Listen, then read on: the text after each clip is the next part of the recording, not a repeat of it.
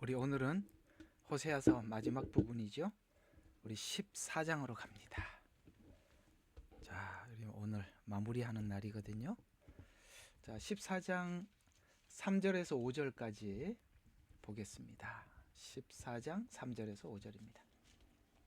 봉독합니다. 자, 아수르는 우리를 구원하지 아니하며 우리는 말을 타지도 아니하고 우리 손으로 만든 것에게 더 이상 너희는 우리의 신들이라고 말하지 아니하리니 이는 압이 없는 자가 주 안에서 자비를 얻기 때문이니라 하라. 내가 그들의 타락을 치유할 것이요 내가 그들을 마음껏 사랑하리니 이는 내 분노가 그들로부터 돌이켜졌습니다. 내가 이스라엘에게 이슬과 같이 되리니 그는 백합같이 자라겠고 그 뿌리들은 레바논 같이 박힐 것이니라. 아멘. 자, 14장 매번 한 장씩 해서 오늘 이제 마무리까지 왔습니다. 설교를 하다 보면 이런 생각이 들어요. 하나님께서 대략 그러니까 이 메시지가 끝날 쯤 이제 강해를 저는 계속 해왔지 않습니까? 강해를 하다 보면 하나님께서 호세아 끝나면 이제 다음 어떤 내용을 할까요? 하고 하나님 앞에 이제 한 두세 편 남으면 아주 마음이 이제 점점 간절해집니다. 하나님 다음 내용은 어디를 가지고 이렇게 나누어야 합니까? 라는 좀 긴장된 마음으로 하나님 앞에 묻죠. 그럼 이제 끝날 무렵이 돼가면 하나님께서 서서히 이렇게 마음을 주세요. 어디를 해야 한다라는 마음을 주세요. 이제 성경이 각 권마다 우리에게 전하는 중요한 핵심적인 메시지들이 있지 않습니까? 그걸 생각을 하면 꼭 이런 공통점이 있더라고요. 그러니까 하나님께서 어떤 내용을 강의하라고 마음을 주시면 앞으로 그 일을 하겠다라는 게 하나님의 의지더라고요. 그래서 약간 좀 고난과 관련된 메시지를 준비하라고 딱 하나님 마음을 주시면 이게 성도들의 삶에 앞으로 고난이 이렇게 찾아오겠구나라고 이렇게 감이 와요. 하나님 좀 회복과 신나는 메시지 주면 좋겠는데 그죠? 고난 말고 그랬으면 좋겠는데 이게 주는 마음들은 이 고난과 연관된 어떤 메시지들을 계속 연결시켜 주는 걸 보면 앞으로 이 메시지를 통해서 성도들의 하나님은 고난스럽게 할 거고 그 고난을 통해서 하나님께서 성경이 목적한 오늘 14장이면 호세아서가 목적한 최종 이야기가 오늘 여기 다 담겨 있을 거 아니겠습니까? 그러니까 14장까지 가려고 그러는구나 이런 생각이 들어서 설교하는 저 마음속에는 여러분들이 이 설교를 귀담아 잘 듣고 또 생활할 때마다 여러분에게 참 큰 이 말씀의 에너지가 되었으면 하는 간절한 바람으로 이렇게 설교를 하고 있습니다. 호세아서도 만만치 않은 이야기고 이 내용은 마치 로마서의 어떤 부분이냐. 로마서는 모든 성경의 결론이고 아주 핵이거든요. 그러니까 어떤 내용도 로마서와 다 관련이 되어 있습니다. 그거는 교리적으로 딱 짧고 명쾌하게 답을 주는 이야기인데 로마서에 보면 11장 무렵쯤에 가서 하나님께서 이 구원이라는 것을 처음에 유대인에게 주셨고 다음 이방인들이 그 복음을 받아갔다가 다시 유대인들에게 돌아가서 이렇게 해서 이방인과 유대인이 모두가 다 하나님 앞에서 구원을 얻게 된다라는 말을 하면서 어떤 말을 가지고 이 로마서 구원을 딱 마무리하느냐면 이 호세아서 12장하고 똑같은 구도에서 로마서는 복음을 설명하는 걸로 11장에서 끝을 내고 여기 호세아서 14장은 로마서 12장 이야기를 하고 있습니다. 어떤 이야기일까요? 3절입니다. 3절 한번 보시죠. 아수르는 우리를 구원하지 아니하며, 이제 믿었던 아수르가 우리를 구원하지 않는다는 것을 이스라엘이 알아야 된대요. 그 다음에 우리는 말을 타지도 아니하고, 자, 우리 손으로 만든 것에서 더 이상, 우상이죠, 우리들의 신이라고 말하지 아니하리니까지 끌고 오겠다는 거예요. 하나님, 세상이 우리를 구원할 수 없습니다. 그 다음에 우리의 힘이 우리를 구원할 수도 없습니다. 우리는 우리 스스로 무엇도 할 수 없습니다 라는 고백을 받아내시겠다는 거예요. 하나님은.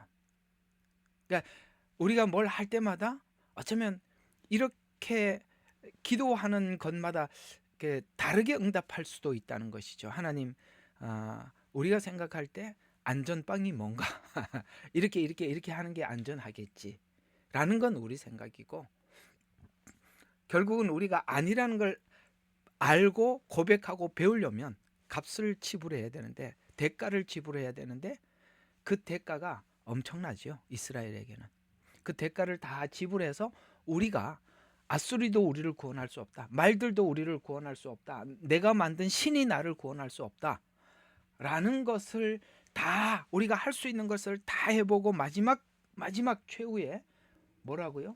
이 말이 나오잖아요. 이는 압이 없는 자가 주 안에서 자비를 얻기 때문이라. 자비, 이 자비는 뭡니까? 이유 없고 조건 없는 자에게 무조건 주는 거죠. 로마서가 이렇게 이야기를 끝을 낸다는 거 아십니까? 로마서가 유대인이나 이방인들이나 모두 다 하나님께서 자비 가운데로 모아서요. 다 모아. 하나님의, 그러니까 우리는 이유 있는 구원, 조건 있는 구원, 이런 걸 외치죠. 내가 믿었기 때문에 구원해 주세요. 제가 그래도 이만큼 했지 않습니까? 그러니까 저를 돌봐주십시오. 저를 인정해 주십시오. 이게 이제 우리가 할 수 있는 걸 다 해보는 건데, 하나님은 그것도 아니고 저것도 아니고 그것도 아니고 오직 하나님의 은혜로, 하나님의 자비로 우리가 하나님 앞에 구원을 얻고 생명을 얻었다라는 것을 우리가 시인하고 고백하고 알려면 다 빼앗겨야 하고 돌아와야 되고 긴 시간 항복을 받아내야 되니까 하나님께서 지금 아수르에다 넘기겠다는 거죠.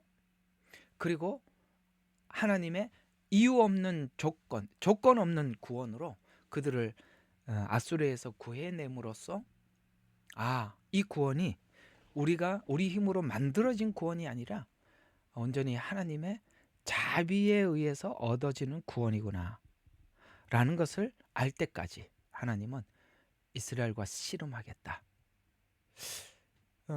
우리가 이제 성경대로 이해를 하면, 로마서대로 표현을 하자면, 이방인들은 그렇게 하나님의 은혜로 자비로 구원을 얻었다는 걸 우리가 알았지만 지금 유대인들은 그걸 모르죠. 그들은 어떤 깊은 환난, 오늘 여기 호세아서에 아수르에 잡혀가듯이 앞으로 마지막 때 7년이라는 이 짧고 강력한 시간을 통해서 하나님께서 그 자비의 눈을 이스라엘에게 열어주실 것이고 이스라엘은 하나님께 돌아올 것입니다. 이건 하나님의 의지입니다. 그러니까 이 의지는 우리가 하나님을 설득해서도 바뀌어지는 것도 아니고, 이거는 결코 누구도 하나님의 이 의지만큼은 깨트릴 수가 없는 겁니다. 하나님의 온전한 자비로 무능력하고 무기력하고 죄밖에 없는 우리들을 이유 없이 조건 없이 십자가에서 우리를 구원하신 그걸 알 때까지. 그래서 오늘 이 상태가 되면, 거기까지 오면 하나님의 자비, 그 외에는 저는 아무것도 없습니다라는 고백을 하게 될 때 어떻게 되는지 한번 보시죠. 4절, 오늘 금방 읽었던 4절까지 한번 봐요. 내가 그들의 타락을 치유할 것이요. 그 타락이 앞에 뭐예요?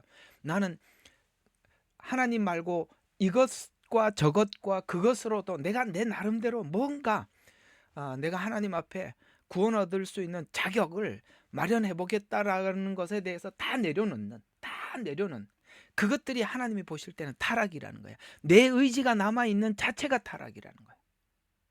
너무 어려운가요? 제가 설명을 조금 더 해드릴까요? 베드로가 그랬죠. 내가 십자가에 죽어서 너희 죄를, 그러니까 그 얘기는 다 알지 못하지만 나중에 베드로는 깨달았죠. 내가 십자가에 죽어서 우리 죄를 대속해서 우리를 구원해 줄 것이다 라고 이야기했을 때 베드로는 아닙니다.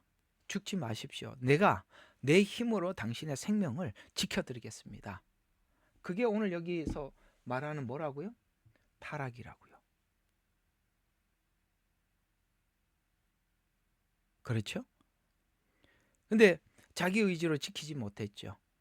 나중에 사랑하느냐라는 질문 세 마디에 사도행전에서 그는 그 사랑, 하나님 앞에 사랑받은 사도로서 인생을 살아갑니다. 그렇게 하나님의 일을 완수하죠. 이걸 하나님께서 하시겠다는, 그럴 때 드디어 하나님의 은혜와 자비로 하나님과 관계가 형성이 될 때, 그 다음에 4절을 보십시오. 여기 정말 호세아서의 가장 주제가 이겁니다. 마음껏 사랑하리니. 아멘. 이때부터 뭐가 없어요?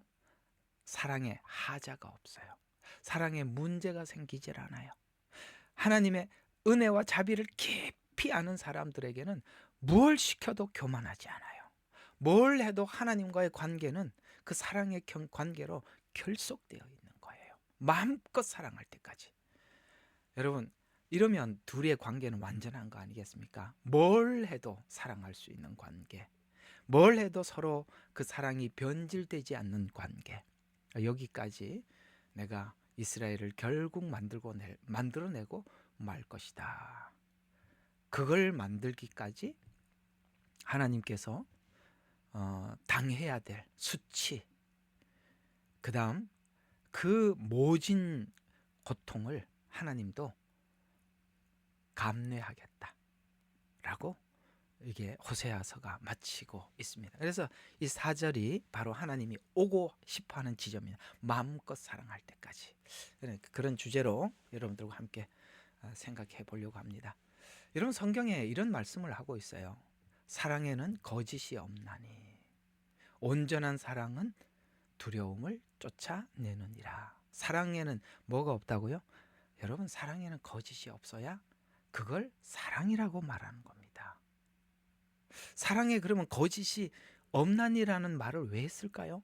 성경은 사랑에 거짓이 있다고 말하고 있는 것입니다. 우리는 사랑만큼 순수한 게 없는데도 사랑에는 성경에 거짓이 없나니라는 말을 표현함으로써 사랑에도 거짓이 있을 수 있구나라는 생각이 들지 않습니까? 그게 타락한 사랑이죠. 지금 이스라엘은 하나님이 이스라엘에게 무조건적으로 베푸시는 이 자비를, 그 사랑을 악용하고 있다는 것입니다. 그걸 하나님께서 더 이상 볼 수가 없다는 것이죠. 여러분, 우리가 부부가 함께 살면서 아내가 남편을 정말 둘 중에 하나가 누군가를 너무 사랑해. 예? 아내가 남편을 너무너무 사랑해. 제가 남자니까 우리 여성들 편을 좀 드려 보겠습니다. 부인이 남편을 너무너무 사랑해. 근데 그 사랑을 남편이 악용을 해요. 내가 무엇을 하더라도 나를 사랑하기 때문에 그 사랑이 무엇도 하지 못하고 내가 요구하고 내가 어떻게 몰고 가든지 다 나를 내가 뭘 하든지, 이게 말 주변이 없어서 이럴 때는 참 답답한데 알아듣지요, 뭔 얘기인지. 이용당할 수 있을 것이다. 내가 그 사랑을 이용하겠다. 라는 이 사랑처럼 비극적인 사랑이 어디 있겠어요? 이스라엘은 지금 하나님을 그렇게 이용하고 있는 거거든요.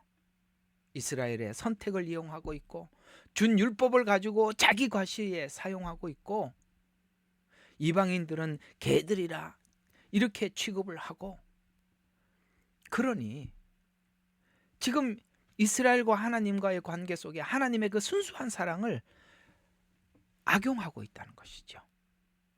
그래서 사랑에는 거짓이 없나니라고 말씀하셨는데, 하나님은 지금 하나님께서 이스라엘을 사랑하는, 우리를 사랑하는 사랑은 하나님은 놓을 수는 없겠고, 이스라엘도 그 사랑에 순수하게 반응은 해야 하겠는데 사랑하는 사람의 입장에서는 너무너무 답답한 일이죠. 놓을 수도 없고 상대방은 이 사랑을 알아주지 못하고, 그러려면 지금 상대방이 조건적으로 사랑하는 그 조건들을 전부 다 이게 아니구나라는 걸 확인시켜야 될 거 아니겠습니까? 확인을 하려고 하니 어디로 가야 돼요? 예, 아수르로 가야 되는 겁니다. 남유다는 바벨론으로 가야 됩니다.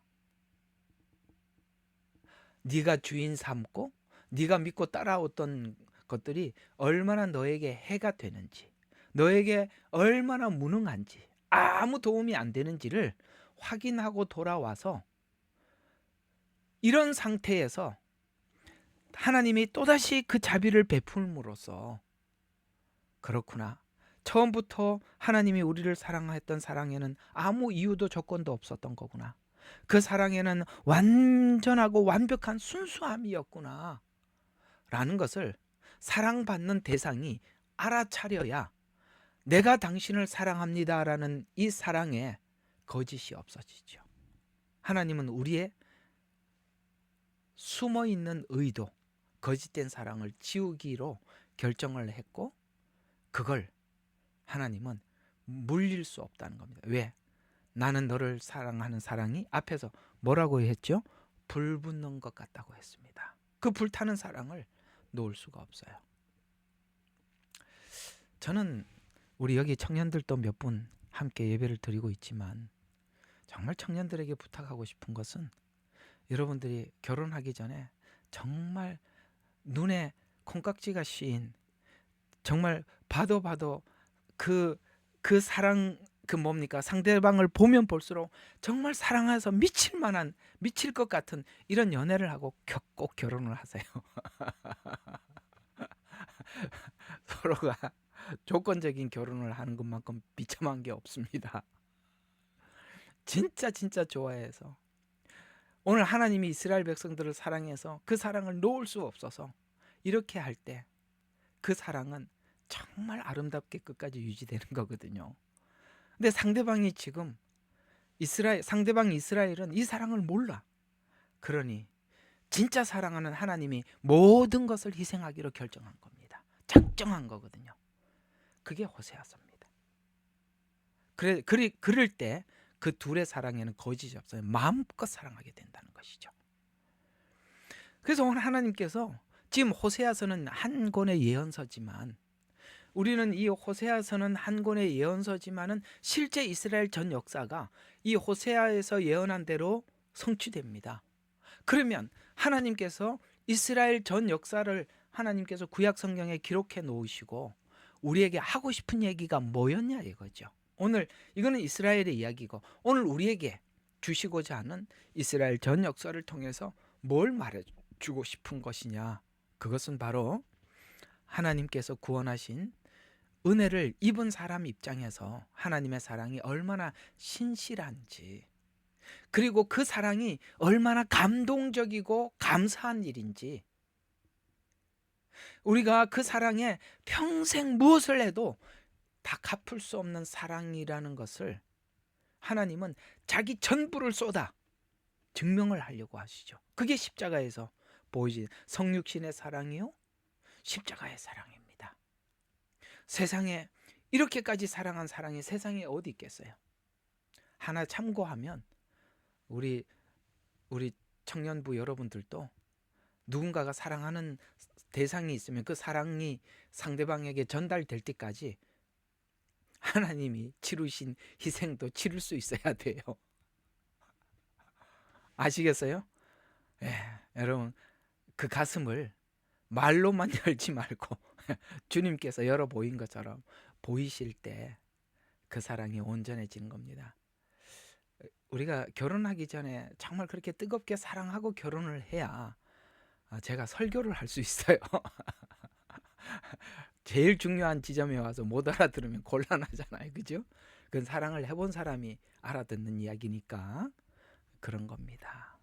자, 그래서 하나님께서 이스라엘에게 오늘 3절에서 말씀하신 것처럼 바라고 있는 바람은, 야, 너희들이 아수르도 너희 말들도 네가 만든 신도 너를 구원할 수 없다라는 것을 네가 알고 오라고 하는 것처럼, 우리 인간이 지금까지 하나님 앞에 무엇을 어떻게 해서 하나님 앞에 신앙을 성공을 하고 승리를 하고 이러는 것 가지고 하나님 앞에 자부심을 느끼고 그것이 신앙이다라고 생각하지 않고, 그렇게 생각하지 않고 순수하게 하나님이 준 사랑만이 내 사랑의 전부가 되도록, 거기에 사랑의 때가 묻지 말라는 것이죠.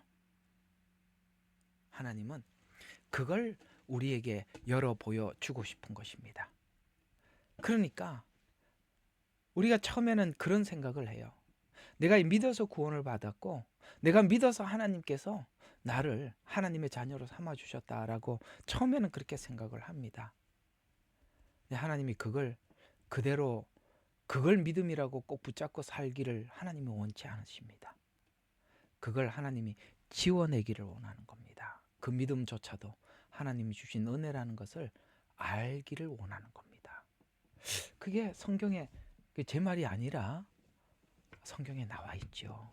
에베소서 2장에 이런 말씀이 나와 있대요. 1장입니다. 2장이 아니고 1장입니다. 자, 한번 봅시다. 1장 12절부터 보면, 이는 값주고 사신 그 소유를 구속하시기까지 우리의 유업의 보증이 되사 그의 영광을 찬양하게 하려 함이라.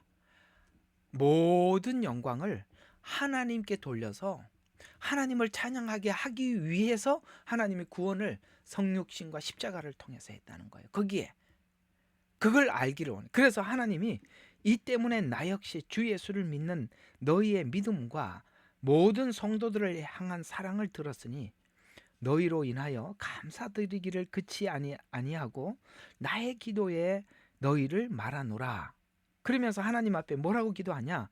우리 주 예수 그리스도의 하나님, 영광의 아버지께서 자기를 아는 지식 안에서 지혜와 계시의 영을 너희에게 주어서, 하나님께서 여러분에게 지혜와 계시의 영을 주어서 너희 지성의 눈을 밝혀 너희로 하여금 그 부르심의 소망이 무엇인지, 성도 안에 있는 그의 유업의 영광의 풍성함이 무엇인지, 또 그의 강력한 능력의 역사하심을 따라 믿는 우리에게 향하신 그의 능력의 지극히 위대하심이 어떤 것인가를 너희로 알게 하기를 원하노라. 아멘. 하나님께서 우리에게 정말 기대하는 게 뭐냐면, 너희들이 정말 하나님이 우리를 어떻게 사랑하셨는지, 하나님께서 그 십자가에서 하신 일이 무엇인지, 그 하나님의 은혜와 자비가 얼마나 깊고 깊은 것인지, 하나님께서 하나님의 계시의 영, 성령을 보내주셔서 이걸 알기를 원한다는 것이죠. 그러니까 이걸 에베소서를 쭉 보면은 이걸 알기를 원한다라고 하면서 그 구원이 창세 이전부터 계획되었던 것이라고 그렇게 설명을 해가고 있어요. 그렇다면 우리는 처음에 그렇게 생각을 했죠.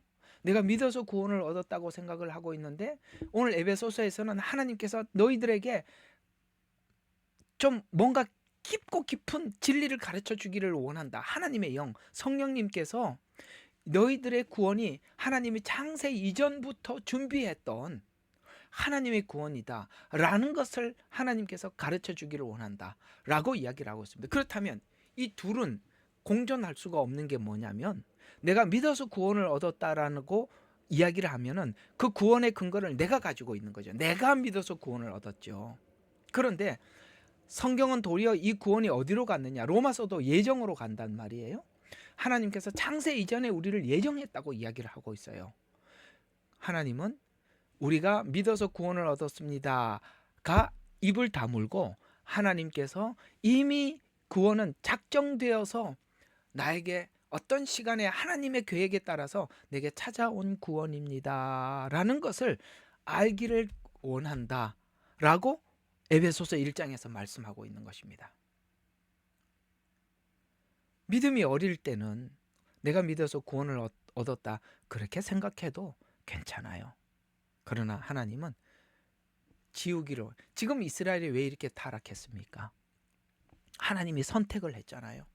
선택되었으니까 마음대로 해도 된다라는 게 구약 전체 내내 이야기예요. 그걸 가지고 하나님 앞에 거룩하게 뭔가를 하려고 하니까 율법도 위선적으로 지키게 되고, 그것이 하나님 앞에 종교의식처럼 남아있는 거, 그쪽으로 갔다는 것이죠. 그런데 이 구원이 내 안에서 나온 것이 아니라 하나님 안에서 하나님이 시작한 것입니다 라고 우리가 이해하는 순간 우리는 절대 타락으로 갈 수 없기 때문에, 하나님은 그 은혜가 우리 안에서 시작된 것이 아닌 하나님으로부터 왔음을 알려주고 싶은 것입니다. 그래서 하나님의 지금 이야기는 그겁니다. 사랑으로만 채우기를 원한다. 우리 안에 하나님의 사랑으로만 채워주기를 원한다. 그 아가서를 설교를 해보면 여성들은 반응이 참 좋아요. 아가서를 설명을 하면. 왜냐하면 아가서는 신부의 영성이거든요. 남자들은 신부가 아니잖아요. 신랑이잖아요. 설명을 해보면 남자들은 맹송맹송해요. 왜냐하면 남자들은 신부가 아니라서 그래요. 여성들이 결혼을 하고 남자들에게 요구하는 건 똑같을 겁니다. 딴 데 눈 팔지 마. 다른 거 보지 마. 나만 봐. 아유, 이거 뭐 맞죠, 여러분? 나중에 나눌 때 이야기 좀 해봐요. 예, 그래서 이렇게 둘이 사귀다가 다른 데 눈을 돌리면 못 참죠. 그게 신부의 영성이에요. 아가서는 그걸 설명을 하기 때문에 아가서를 잘 설명하는 걸 보면 훨씬 여성들이 감성적으로 설명을 잘합니다. 왜? 이거는 감성과 연관이 되어 있거든요. 여러분, 최고의 영성이 뭘까요? 바로 하와가 고백한 영성입니다. 하와가 뭐래요?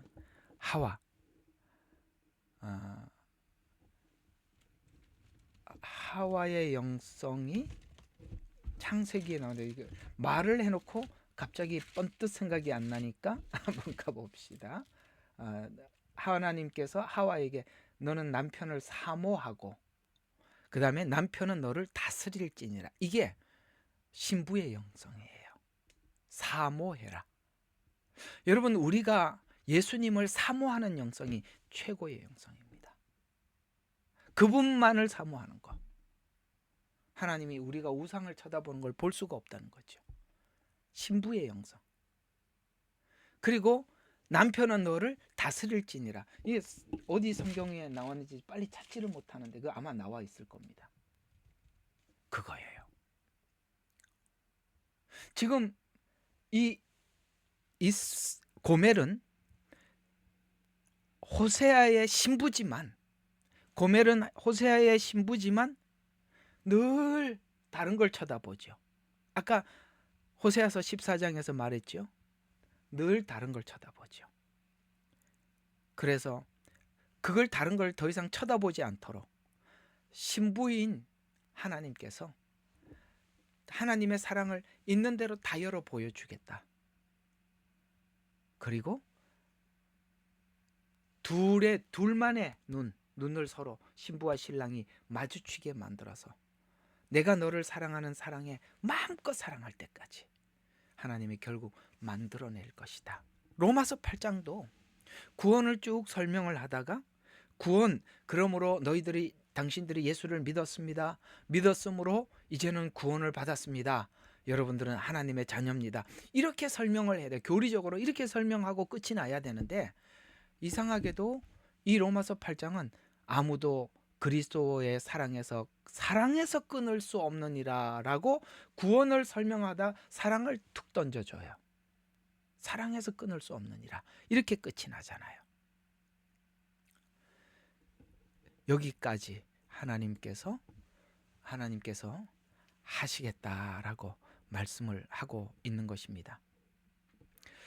자, 그러면 지금 현재 그 호세아 전체가 설명하고자 하는 것, 이스라엘이 지금 무엇을 아수르에서 겪어서 넘어와서 다시 하나님을 섬기러 돌아왔을까요? 바로 우리는 지금 이 로마서의 도움을 받고 있기 때문에 참 감사해요. 이게 여러분께 지난날 설명했던 로마서 6장 이야기입니다. 우리 로마서 6장 이야기 한번 호세아서하고 같이 연결을 시켜서 보면 이게 굉장히 선명해져요. 제가 하나님께서 우리를 은혜로 구원을 하셨습니다 라고 하니까 사람들이 금방 죄를 지어도 되겠네라는 그런 말을 하게 된다라고 말씀을 드렸지 않습니까? 자, 5장 20 가면서 보자. 이게 어디 있냐면은 6장 1절, 6장 1절로 한번 보겠습니다. 여기 보면 이렇게 말씀하고 있습니다. 그런즉 우리가 무슨 말 하리요? 은혜가 넘치게 하려고 죄에 거하겠느냐라는 질문은 어떤 질문이냐면, 우리가 죄 때문에 은혜를 받았으니까 그러면 죄를 더 지으면 계속 은혜가 임하겠네? 라는 이야기라고 말씀을 드렸었죠. 지금 이스라엘은 호세아서를 통해서 우리가 확인하는 것은 지금 이스라엘이 여기 호세아서, 그러니까 로마서 6장 1절을 잘못 이해하고 있는 것이죠. 선택된 백성이다, 그렇게 생각을 하고 예루살렘 성 안에 모여 있다가 전부 다 멸망해 버렸죠. 선택된 백성은 그 성 안에 있으면 보호를 받느냐? 그렇지 않다라는 것을 보여준 것이 바벨론 포로 생활이고, 이스라엘도 선민이기 때문에 누구도 건들 수 없다가 아니라 실제 그들이 포로로 잡혀가는 것을 경험하게 되는 것입니다. 은혜 안에 있으니까 마음대로 해도 된다, 그게 아니다 라는 것을 하나님께서 가르쳐 주고 있는 것입니다. 이걸 지금 이스라엘 백성들은 가서 배우고 돌아오는 것입니다. 그래서 6장 2절 이어서 보면 결코 그럴 수 없느니라, 죄에서 죽은 우리가 어떻게 더 이상 그 가운데 살겠느냐라는 이 고백은 바로 하나님의 사랑을 확인하고 돌아온 자들이 할 수 있는 고백이니까, 지금 하나님께서는 왜 그쪽으로 보내느냐, 포로 생활을 보내느냐, 비교해 보라는 거예요. 비교해 보라는 거예요. 사람이 가장 빨리 교육할 수 있는 게 뭐냐면, 흰색을 설명하는데 가장 좋은 게 뭐냐면 검은색을 갖다 놓고 반대 색깔이라고 설명해 주는 거죠. 그러니까 하나님 통치 아래에 있는 삶과 그 악한 자들, 그러니까 악한 자들을 통해서 통치받는 이 둘을 비교를 해서 하나님의 통치 아래에 있음이 얼마나 행복한 것인지, 그걸 하나님께서 비교해서 설명해 주려고 하는 것, 그것이 바로 호세아서가 목적한 예언이라는 것입니다. 그래서 지금 오늘 이야기의 호세아서 결론은 그겁니다. 호세아서는 원래 이스라엘 사람들이 쓰는 언어의 예슈아, 원래 우리는 예수라는 말이 중국어 번역 때문에 예수라고 쓰는 거예요. 근데 원래 예수라는 말은 저주의 말이에요, 이스라엘 원문에는. 그래서 이제 이 원문을 아는 사람들은 예슈아라고 이야기하는데, 그 예슈아가 진짜 본래 우리가 그렇게, 우리 한국어는 소리나는 글로 소리나는 언어이기 때문에 예슈아 이렇게 써도 되는데, 우리가 이게 한글 성경이 한자로부터 번역이 되다 보니까 중국어는 이 발음 문자가 아니다 보니까 그냥 자기들의 그 한자를 그러니까 그걸 그대로 우리가 읽다 보니까 예수가 된 거예요. 근데 예수라는 말이 이스라엘이라는 게 저주받을 자라는 뜻이거든요. 이 말은 사실 이스라엘에게는 쓰면 안 돼요. 원래는 예슈아예요. 근데 이 예슈아라는 말이 구약에서는 동일하게 쓰이는 언어가 호세아, 여호수아, 이게 다 예슈아라는 같은 의미를 가지고 있어요. 같은 의미를 가지고 있어요.